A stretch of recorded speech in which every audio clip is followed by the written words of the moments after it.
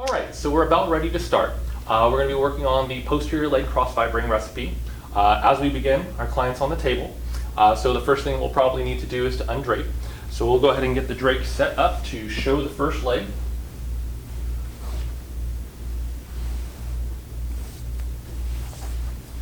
Once we have the drape set, we're going to focus first on the gluteus medius. Usually as you're practicing, we want you to be able to make sure that you're on the right muscles. So we want to start by palpating the bony landmarks that are going to lead us to the muscle.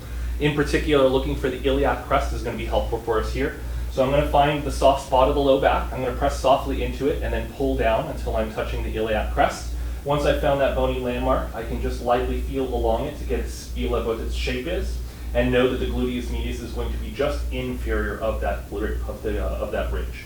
So once I've located that, I'm going to set my bow stance going across the table. In this particular case, for my tool, I can use either fingertips, I could potentially use short knuckles, or I might even be able to bring an ulna down onto the table to do this. I'm going to start here with my fingertips, and what I'll do is I'll go ahead and start just behind or just inferior of the iliac crest and begin to do a cross fiber. Usually you want to think about touching the spot, then sinking down to it, and then finally beginning your cross fiber on the third step. Notice as I'm doing this that my elbows aren't pumping. If you see that your elbows are bending like this is telling you that you're not using your whole body and you can improve your mechanics. So as I continue to do my cross fibers, notice that my elbows really aren't moving at all, and instead I'm using my legs and my core to create the strength of this movement. So I'm making 3 contacts along the iliac crest. The first one was the most medial spot. Now I'm in the middle. And then finally I'm going to go to the most lateral position, just behind the iliac crest, still looking at gluteus medius. Once I've done these 3 positions, I'm going to go ahead and go into the posterior ilium, which is a little bit more inferior than where we started at the crest. I'm going to pick a couple more spots. As I'm doing this cross fiber, I'm kind of asking myself if I can feel if there's any like dense tissues, if I can feel like there's kind of stickiness where there might be adhesioning or where 2 muscles might be sticking together, in this case the gluteus maximus and medius. And if I feel that, I might try to pry them apart with the cross fiber. I'm going to move on now to a more lateral position, still working on the belly of gluteus medius.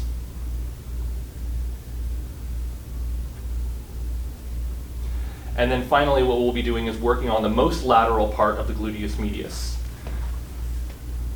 And again, cross fibering, looking for a pressure that's probably about a 4 to a 5 as you're practicing, but being able to command a 6 or a 7 when it's needed. Sometimes at an event or with an athlete who's trained, using a higher intensity can be more effective, or could even be what they're specifically looking for. So my last contact is going to feel like it's just above the greater trochanter, or just superior of it, and that would be the insertion of our gluteus medius minimus. Once I've gotten all these positions, that move should be done. Okay, so we're ready for the next move. The next muscle that we're going to be cross-fibering in this recipe is going to be gluteus maximus. The bony landmark that's probably going to be the most important one to learn to feel here is going to be the PSIS, or posterior superior iliac spine. If you're not sure how to find PSIS, one of the easier ways to do it is, again, to feel in for the iliac crest by pressing the soft of the low back and pulling down. Once you find the iliac crest, follow it medially, and eventually it becomes the PSIS, and it'll feel like a little finger-like bump that's poking out the back. Once you find that finger-like bump, I want you to just remember that the origin of glute max goes through it. So in the middle of it, we're going to find that bump. And both sides of gluteus maximus you can visualize as kind of making the capital letter V going down towards the point, going towards the tailbone. So once I find PSIS, I pretty much know that just superior of that is the origin of gluteus maximus. I'm going to set my bow stance going down the table and across. My front foot faces directly forward. I settle into my stance with my back leg pointed 45 degrees out, and I'm going to go ahead and begin my cross fibering here at the origin of gluteus maximus. We're again looking for a pressure that's probably for practice about a 4 or a 5 to your client, but again remember that a lot of times professionally you'll be doing a more aggressive cross fiber that'll often be at an intensity of about a 6 or a 7.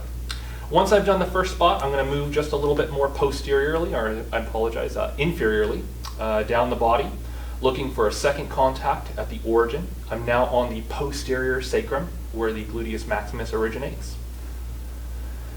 And then I'm going to take one more spot a little closer to the tailbone, to the coccyx, I don't want to cross fiber directly over the coccyx. That's not where this muscle attaches. I want to be just lateral of it, again, thinking about the posterior sacrum.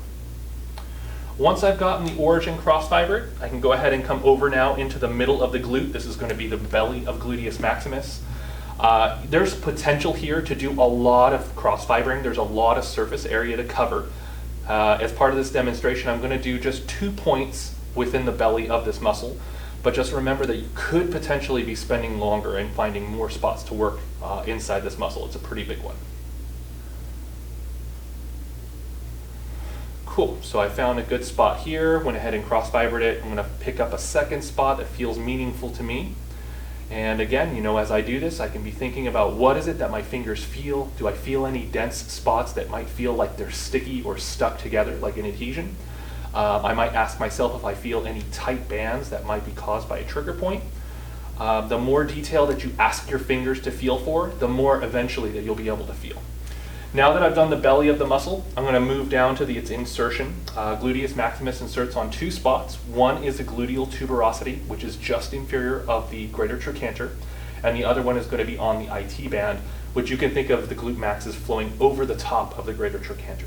So here I am at the more inferior spot, the gluteal tuberosity. I almost kind of lift the glute, kind of like a curtain being drawn back, creating a cross fiber here at the insertion.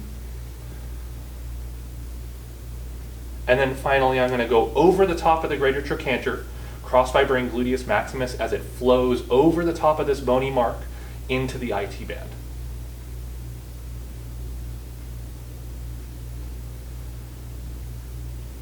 Okay. Once you finish the insertion cross-fibers, that's going to be the end of the gluteus medius movement. Great, so while your client's in the face-down position, a lot of times they'll know whether they want to bolster, but a couple things for you to think about are if the client is feeling like they're cramping in the toes or the feet, they have discomfort in their ankle, or they're feeling discomfort behind the knee, it can be useful for you to put a bolster under their feet.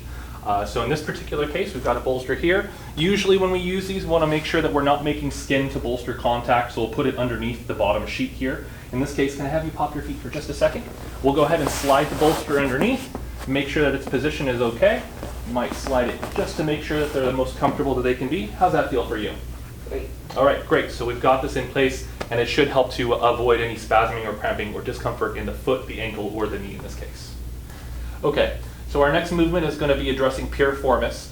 Now, this is the first muscle that's going to be pretty deep in the body. It's actually deep to the gluteus maximus. When we feel for piriformis, usually what I do is I start by trying to feel for PSIS again.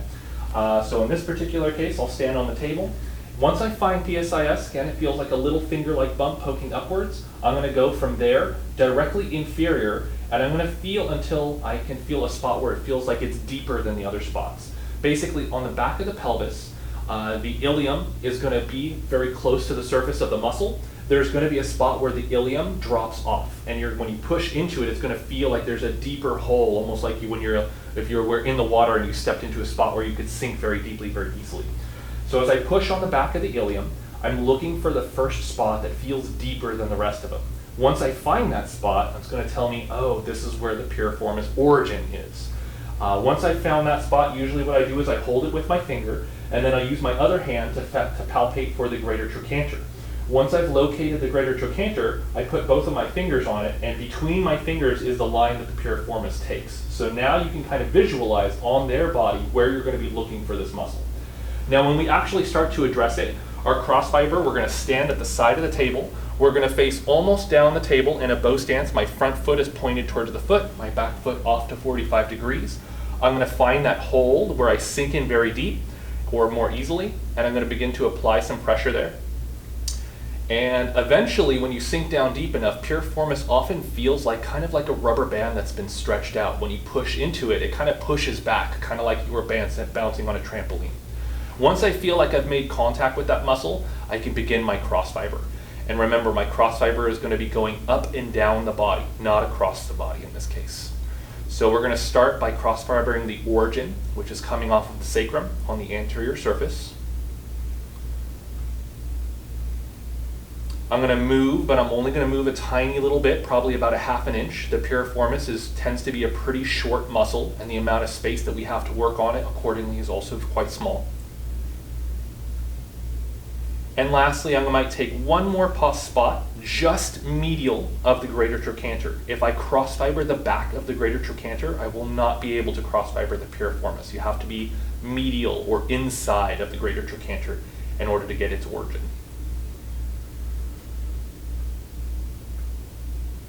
And once you've gotten all three of these spots, we got the origin, the belly, and the insertion, our cross fibering for piriformis will be done. Okay, once we finish up the piriformis, our next move in this recipe is going to be for the hamstrings. We're going to take this in 2 steps. The first one, we're going to be addressing the origin. The origin of the hamstrings comes off the ischial tuberosity.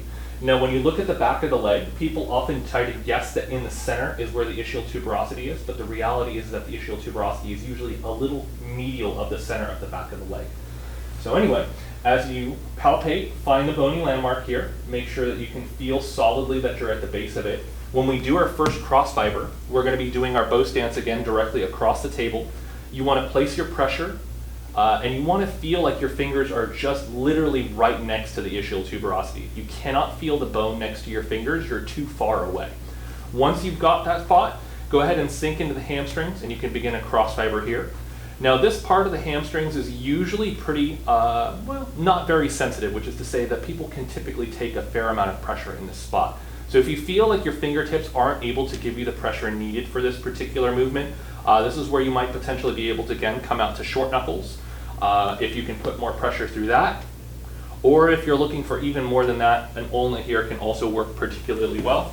You just have to make sure that you're getting nice and low in order to be able to use that movement. So here I am using my ulna, doing a cross fiber again on the origin of the hamstrings. Once I've gotten the origin cross fibered, the next step is basically to take the cross fiber down the leg. This happens actually almost in 2 portions as well. When we're working on the first half of the leg, we can do our cross fibers along the middle of the hamstrings to kind of think about getting both of them or all of them at the same time. When we're on the lower half of the hamstrings, we want to remember that they split around the knee. And when we go to the insertions, we're actually going to be cross fibering on the sides of the knee, not on the back of the knee. So again, I'm setting myself up in a bow stance here. I'm going to do a broad cross fiber to try to catch all the hamstrings in one big motion. And as I work on the first top half of the leg, I'm going to think about making 2 to 3 contact points. Again, broad cross fibers here. Is my pressure good for you? Yes. All right, very nice. Cool. Notice again, my elbows aren't pumping, my head staying up, my shoulders staying down and relaxed. Coming down to my third contact now on the hamstring, still pretty much in the middle. Kind of doing a broad cross fiber again, trying to catch all of the hamstrings. Now when I'm in the second half of the leg, I'm going to have to do one side and then the other. So I'm going to go ahead and choose to do the medial hamstrings first, semimembranosus, semitendinosus. So I'm going to make another 2 to 3 contact points that are going to go onto the medial side of the knee. You'll notice that as I get lower and lower, I'm going more and more medial until when I finally reach the knee, I'm not even really behind the knee, I'm on the side of the knee. And that's where you're going to feel that these tendons are going down to. The insertion point that they go to is the medial proximal knee. The tendinosus is a little bit more anterior than the membranosus. But if you just want to do a kind of a broad cross fiber that kind of catches both of them, that's possible as well. Cool. Then we're going to come back up. We're going to go for the lateral hamstring, the biceps femoris. Again, starting up about the halfway mark. And thinking about making 2 to 3 extra contacts just for this muscle as we bring it down to its insertion. Now the biceps femoris inserts on the lateral condyle of the tibia. It also inserts onto the head of the fibula. So you can be looking for those bony spots as you come down to the lateral part of the knee. And I just kind of create a little scrub here. There are times where if I'm looking to save like a little bit of time, occasionally what I'll do is I'll kind of make this like crab claw and I can cross fiber kind of both sides of the hamstring origins at the same time. So if you want to try that, you can give that a shot as well. Just remember, try not to overuse your hand. You'll notice that I'm still kind of creating a light bouncing movement, so my hand isn't working overly by itself. And that should finish up the hamstrings for us.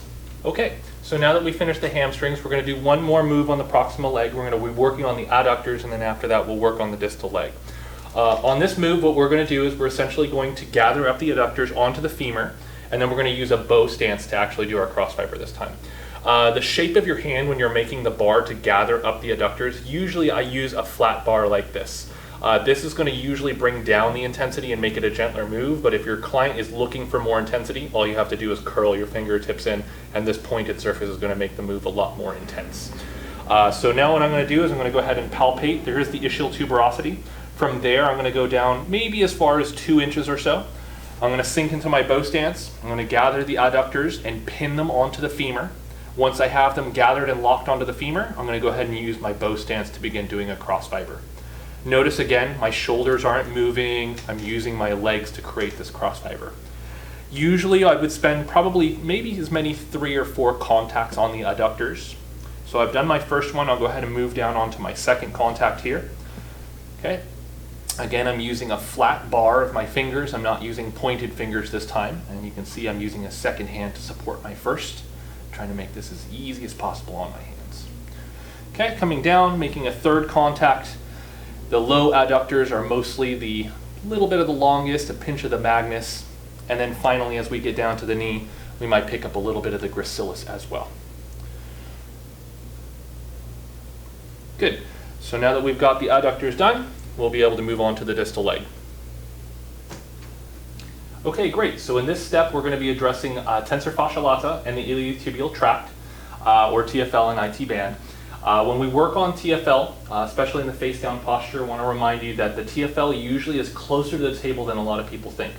A lot of times if you touch your own ASIS and then just trace around to the back of that bone, you'll feel that that's where the TFL resides. Similarly, what we can do is we can lightly palpate on the client's pelvis, the ASIS, and then simply trace it around to the back of that bone, and we'll also find the TFL pretty easily.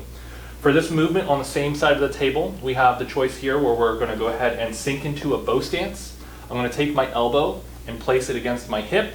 Using the knuckles, I'm going to go ahead and create a compression over TFL, using my stance to push forward and create pressure, and then again using my stance to create a bounce for the cross fiber. We're using our knuckles here to cross fiber the TFL. And oftentimes we can pick up maybe 2 contacts on TFL before we get to the greater trochanter.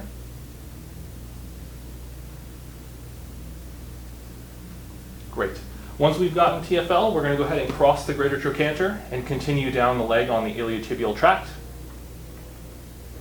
And again, you can make many contacts here depending on what you feel or what the client is looking for. So feel free to take several contacts to practice this one. And a lot of times as you're working on the iliotibial tract, you'll tend to feel like it's a tight tissue. It's very tendon-like, so it tends to feel like it's kind of rubbery, like it pushes back on you. Similar to the piriformis, like when I said that it feels like you're pushing down on a trampoline, it kind of pushes back. Okay, lastly, remember that the IT band actually crosses the knee. So likewise, when you finish your cross fiber on the IT band, you want to make sure that you're also crossing the knee to make sure you finish the whole thing. Okay, so that's working on it from the same side. We'll go ahead and show the opposite side now as well. All right, so our next move is going to be working on the fibularis muscles. It's going to be on the distal part of the leg. Oftentimes what's going to make it even easier to work on the fibularis muscles is to take the leg and to do a slight lateral rotation. That's going to make the fibula point a little bit more towards the ceiling. When you work on the fibularis muscles, remember that you need to feel like your contact is always right over the bone. If you're doing your pressure and you don't feel like you're on top of a ridge of bone, it's likely that you're missing these muscles by a little bit. If you go too far behind or too posterior, you'll be in gastrocnemius. If you're too anterior, you're going to be on the tibialis anterior. So instead, we're going to make sure that we're right over the ridge of bone. I'm going to sink into a bow stance facing directly across the table. I'll use my hand to hold the leg lightly in a lateral rotation. And this time I'm going to use a fist. Instead of using my knuckles, I'm going to use the flats of my fist here to make contact with the fibularis. And we're going to go ahead and start by cross fibering up at the head of the fibula, where we find fibularis longus. And again, depending on the size of your tool, you might make 3 or more contacts on this muscle, starting at the origin, coming down, working into the belly of fibularis longus. About 1/2 to 2/3 of the way down, we also pick up the fibularis brevis. And we're just going to keep cross fibering all the way down until we get to the ankle bone, the lateral malleolus, which is a part of the fibula. As you get down towards the ankle, you might feel like the terrain is getting increasingly hard and bony. If you feel like the intensity is getting too much for your client, instead of using your fist, you might switch back to using your fingers to soften things up. Otherwise, it's still okay to use your knuckles if it's not too much for the client. Once you've reached all the way down to the lateral malleolus, you can consider this cross fiber to be finished. All right, so we're ready to work on gastrocnemius next. This muscle is going to originate from actually the femur, so a lot of times when I'm working on it, I'll go ahead and take the leg up and bend the knee into a light flexion here. Once we do this, we're going to shorten and soften the muscles behind the knee. And gastrocnemius begins, if you look at it, it's actually going to be on the back of the femur, not the back of the tibia. So by bending the leg, it's really easy to see that, oh, the gastroc's actually going to be right about this spot. So with the knee bent, I can kind of scoop the hamstrings off to the side. I'm going to use a bow stance. I'm going to create a light cross fiber here. This tends to be a sensitive spot, so it doesn't need a lot of pressure. Once I've done that, I can go ahead and lightly scoop the lateral hamstring out of the way, again going behind it to find the origin of the lateral gastrocnemius, creating a light cross fiber here. And once I've gotten the origins of gastrocnemius, I'll go ahead and set the leg down again, and we'll proceed down into the rest of the muscle. Still using a bow stance facing directly across the table. I'm going to use my tool to create a cross fiber here. Now the top of gastrocnemius has a lot of surface area and a lot of potential areas that you could be cross fibering, so feel free to explore and look for spots that feel like they might need to get broken up from adhesion, or if just, we need to get it warmed up, then you can just broadly cross fiber the whole muscle.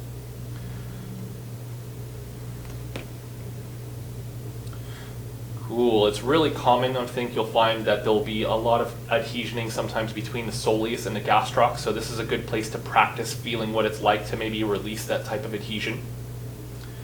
As we get down into the bottom half of gastrocnemius, there's not quite as much muscle tissue, so for the most part we're pretty much going to be over the center of the back of the muscle, creating a cross fiber.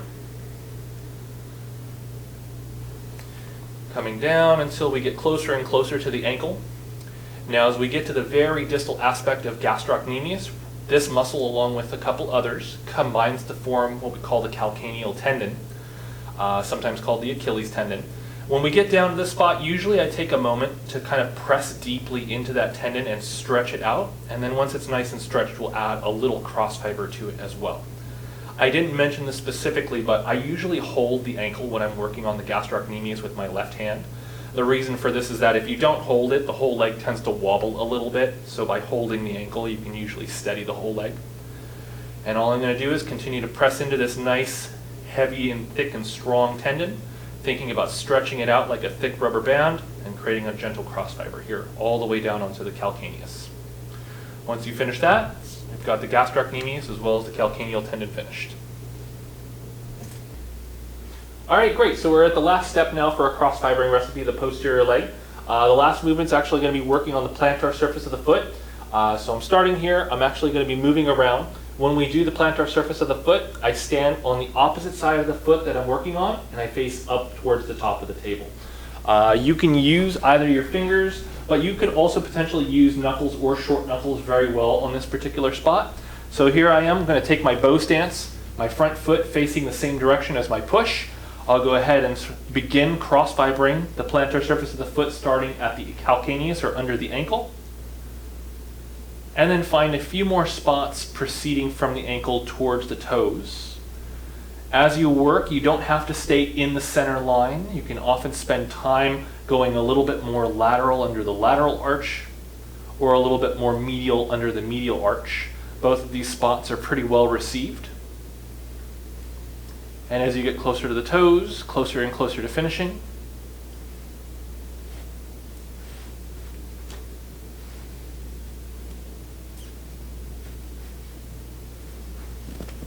Great. So that's going to finish this particular recipe on the first leg. What we would do, of course, is to redrape this leg, and then you would proceed to work on the second leg. All the same movements, but just from the opposite side. So the next part that we're going to be working on is the circulatory recipe. For the posterior leg, so go ahead and make sure you're tuning in for that. If you have any questions, definitely let us know. Thanks for participating.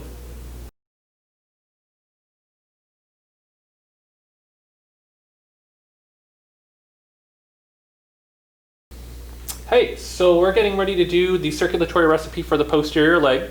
Before we begin, we should just make mention real quick. We're going to be talking about 5 different tools: palm, knuckle, trench thumb, and iron.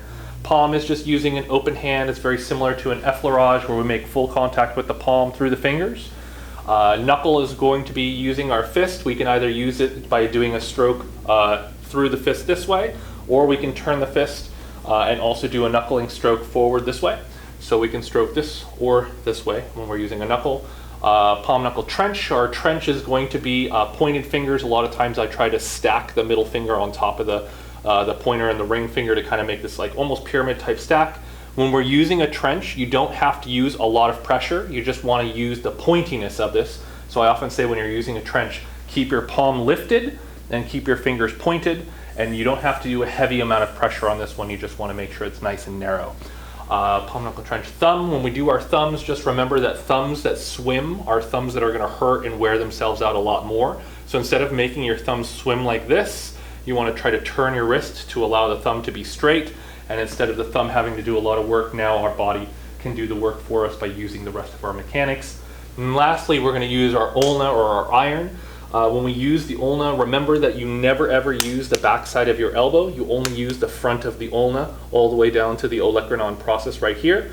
Also remember that when you're using your ulna, you want to make sure that you're not leaning over your elbow, but rather you're sitting behind your elbow. It's really important in terms of maintaining appropriate posture for your shoulder. So, having said that, we'll go ahead and begin. When we start this recipe, the first thing that we're going to do is we're going to be doing some compressions going down the thigh. So a lot of times what we'll do is I'll come in and we'll palpate, we'll look for the ischial tuberosity, and I'll bring in a fist and just do some nice easy compressions. They don't have to be very heavy pressure. We're just kind of warming up the leg, saying hello before we do our first undrape. As I do almost all of my movements in this recipe, I'm going to almost always be in a bow stance, but if I ever use a horse stance, I'll let you know. Once we've done our opening compressions, we'll go ahead and take the drape back.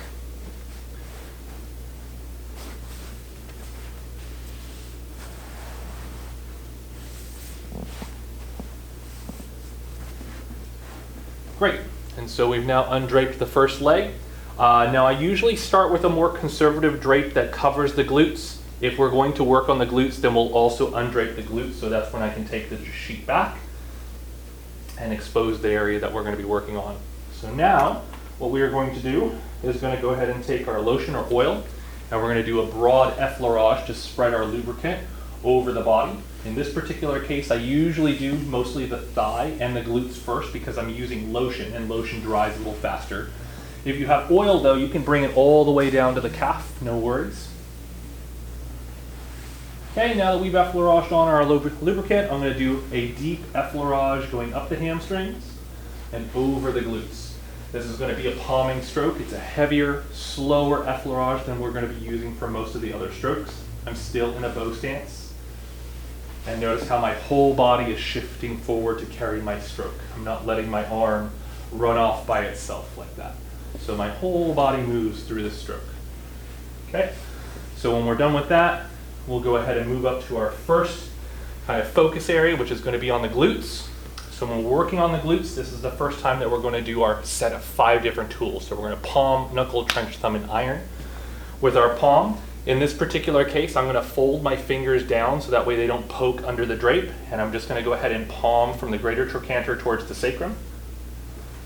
Using my bow stance, you can see I'm kind of shifting my weight back and forward and varying where I'm stroking so that way I can cover all of the glutes. This is one of the best things about circulatory massage, is it can cover all the square inches of the surface of the skin.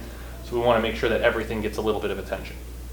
Okay, with our palm done, we can do this half circle, kind of bring it to a closure. Then I'm going to do knuckles. So again, knuckles can be either vertical, like I am doing now, this way, or they could be horizontal, depending on what's more comfortable for you.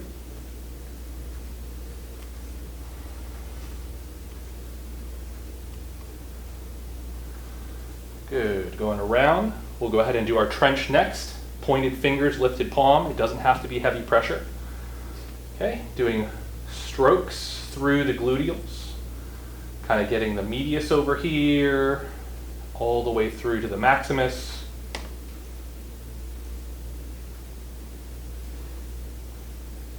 Okay, then we'll come through and we'll get into some thumbing. As I use my thumbs, you'll notice that I'm turning my shoulders left and right, so that way my thumbs don't have to swim, my body's helping to drive them.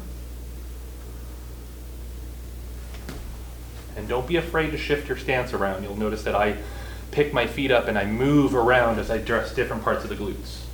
Always in a bow stance though. Okay, and then lastly we're going to do an iron. It's a big tool, so it's not going to be a lot of stroke. It's just a little short stroke here.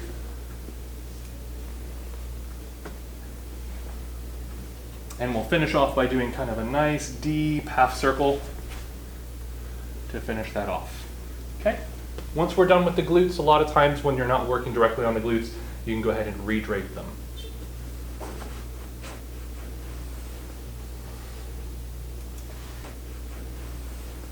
All right, so we're going to be moving on next to the hamstrings. As we go over the hamstrings, we want to make sure that each of our strokes always ends at the ischial tuberosity. If you stop before then, even people who don't know the anatomy are going to feel like you didn't quite finish the stroke. So when we go through the hamstrings with each of our 5 strokes, you want to make sure that you don't stop until you get all the way up to the ischial tuberosity, and then you can come back down to begin the next one. So we'll start by doing our palm stroke. I'm doing a bow stance, looking mostly up the table, just lightly across. Remember, your front foot is always pointed in the same direction as your push. You'll notice my elbow is not bending because I'm not pumping through my arm, I'm moving through my stance. As we palm stroke, we want to make sure that not only are we getting the hamstrings, but we're not just getting the same strokes. You're going to see that some of my strokes are going to come a little bit more medial, and a couple of my strokes are going to be a little bit more lateral. Now, one other thing you probably noticed is I switched hands depending on which part of the body I'm getting. The more medial side can be gotten by my inside arm, the one that's closer to the table, and the more outside or lateral strokes can be gotten by my outside arm, or the one that's farther away from the table. So once we've done our palm strokes, we're going to switch to our knuckles. And again, kind of fanning out, making sure that you're covering all of the back of the leg, just not one stroke over and over again. Then we'll switch into our trench. Again, pointed fingers, raised palm. It's a sharp tool, but it doesn't need to be very heavy. It's very good at tracing the shapes of muscles and the borders between them. As we do these strokes, I also want to encourage you, keep your pace up. Try not to go so slow as you might do in your regular circulatory class. We don't always have to go fast, but you should be able to go faster without feeling uncomfortable. Once we've done our trench, we're going to go into our thumbs. Again, notice I'm using not only my stance to move forward, but I'm turning my hips and shoulders to help facilitate each of my thumbs moving through the body.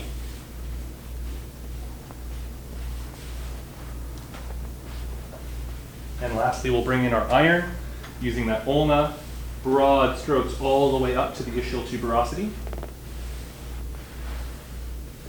Using a lid, catching a little of the inside. I can switch arms, catching a little of the lateral hamstrings. And that'll finish the hamstrings. Now we're going to work on the IT band and the TFL. We're going to stand in the same spot, but instead of using our inside arm, we're going to use our outside arm to palm the IT band and the TFL very easily this way. There we go. All right. So we're going to palm, and then we'll knuckle.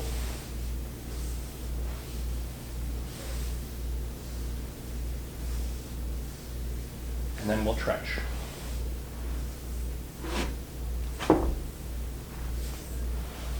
And again, I try to not just get the same line over and over, just a little difference each time, make them really feel like everything got a touch. Great, so we just did our IT band into the TFL from the side of the table using our outside arm. Once we've done palm, knuckle, and trench, what we're going to do is we're going to bend the knee and we're going to fold the leg into figure 4, turning the leg open. Now, as you do this, you need to make sure that you're holding the drape so that way the inside of the drape doesn't get too loose. It holds tight and it doesn't show anything. Once we have the leg opened up, the IT band now is facing upwards. We're going to go ahead and do our palm.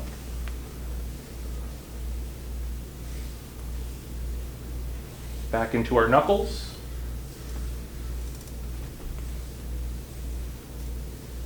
I know I didn't mention it, but we're still in a bow stance here. My front foot always facing the same direction as my push. Notice my elbow's not bending. We're doing our trench right now. And then we'll switch to our thumb.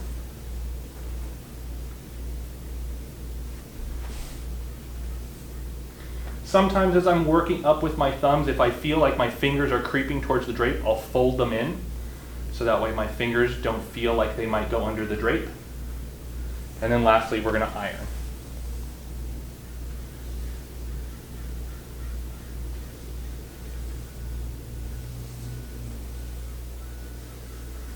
Great. We can place the leg back on the table straight, and then we'll do our palm knead, pressing from the palm into the knuckles, pushing towards the ischial tuberosity, but stretching back towards the knee or moving back towards the knee. And we'll be ready for the distal leg next. Okay, so we just got done doing our palm knead as we were moving back down towards the calf. As I stand in bow stance here and I was doing my palm knead, I'm often going to step backwards, and now that I'm here at the calf, I'm going to be standing in the right spot. We're going to be still standing in a bow stance, facing forward, front foot in the same direction as our push, and we're going to do our palm, knuckle, trench, thumb, and iron over the calf, thinking mostly of Gastrocnemius. Okay, so palm stroke, relaxed hand, relaxed wrist, trying to think about getting all the surfaces, not just the one that's facing directly towards me. Then we'll switch to our knuckles.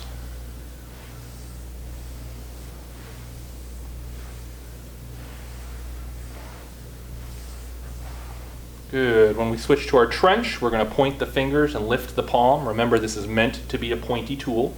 It doesn't have to be a heavy one, though. I often think about tracing the edges of a muscle when I use this tool, or tracing between one muscle and another. Okay, coming to our thumbs now. As per usual, our stance pushes us forward. We do a light turn at the hips and the shoulders to help the thumbs do less work.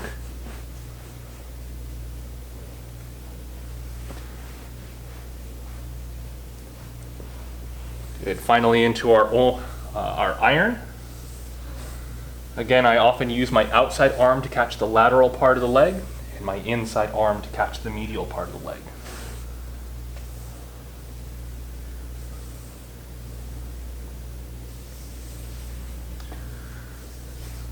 All right, now what we're going to do is we're going to take the leg, we're going to take our bow stance and face it directly across the table. We'll push the leg laterally, and now our fibula is facing up towards the ceiling. We're going to palm knead the fibularis muscles. Remember, like I mentioned before, if you're not right on top of the fibula, you're probably missing this muscle. So you should feel like underneath your pressure, you feel the ridge of the fibula. And we're going to do that all the way down to the ankle.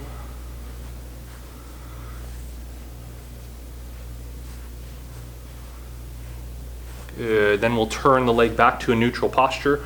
We're going to use kind of grasping, pinching hands. We're going to grasp and pinch and squeeze and lift. It's almost like we're going to pick the calf up, but then it slips through our fingers instead.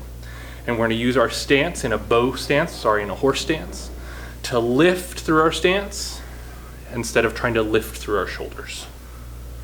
So again, notice my elbows aren't bending. I'm not trying to hike up my shoulders here. Everything's happening in my legs except for a light squeeze in my fingers.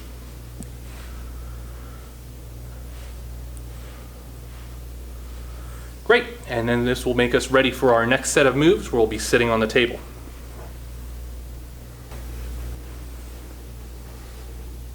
All right, so we're ready to go ahead and sit on the table. This is a nice part because for us, if we're on our feet all day, this does give us kind of a chance to have a seat, get off our feet for a little bit. So what we're going to do is we're going to go ahead and take the client's leg, bend the knee into a flexion. When we sit down on the table, you want to always make sure that at least one of your feet is solidly on the ground. Once we have them here, we can go ahead and let their foot rest against our shoulder or chest. And then what we're going to do is a series of 4 moves here on the calf, beginning with an effleurage. Now when I effleurage the calf, I really try to make sure that my wrist is still straight with my push. I try not to effleurage as much like this because the push is going across the wrist. It can create a little bit more pressure sometimes. So pushing through my effleurage here. Okay, my next move is going to be a trenching movement. It's kind of like a monkey grasp where we put our fingers together in kind of a hook, and we can take that hook and we can kind of drag it through the calf. A lot of times we'll start in the middle But remember that you can turn and get slightly different surfaces with this grasping move as well.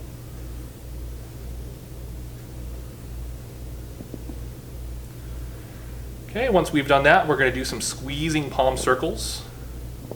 Sometimes, depending on the size of your hands versus the size of the client, you might not be able to interlock your fingers, but even if you don't interlock your fingers, you can still do this movement. And oftentimes I say you can do this movement from the knee to the ankle, or even from the ankle down to the knee. You can go both directions. And our last movement on this seated folded knee is going to be a cross pull, where we pull one way and then the other.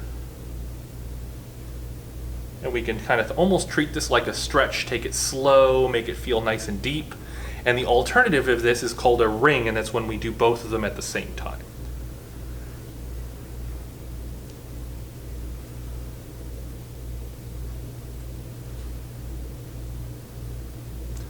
Once we've done all these movements, we can go ahead and come back up off the table and set the client's leg back down. All right, so now that our client's leg is back on the table, we're going to come down to the foot and we're going to wring the foot. I often say this is, you're going to imagine like you're wringing the foot like it's kind of like a wet dish towel. We're just going to grasp strongly and create a light twist. A lot of times I use my thumbs to create a little pressure on the plantar surface of the foot. I occasionally will come over and grasp the ankle and kind of give it a little pull and push as part of this twist, and then otherwise just kind of squeezing, giving the whole foot a little of attention here. Okay. Once we've done that, our next move is going to be a traction and a rotation of the hip. Now, in order to do this, what we're going to be doing is we're going to do a grasp of the ankle. Try not to pull on the foot. If we pull the foot in a traction, some people will feel a discomfort in their ankle. Oftentimes what I'll do is I'll look for the ankle bones and I'll grab at or above the ankle bones. One hand under, one hand over. Now, if the leg is particularly slippery because of the oil, what you can do is you can take your sheet and wrap it around the ankle to help you get a little bit better of a grasp. Again, one hand under, one hand over. When I pull, I don't want to pull through my shoulders. I want to keep my shoulders back and relaxed, and I want to shift my stance like I'm sitting into a seat. Now that I have a traction on the leg, I'm going to use my whole body to create a light circular rotation in the hip. So you can kind of see I'm standing up and squatting down to lift the leg up, and I'm lightly rotating to create the circular movement. Once we've done that, you can release the traction. That's going to be all the moves for the first leg. Now we're going to do all the moves for the second leg. So now what we can do is we can redrape this leg and move to the second side.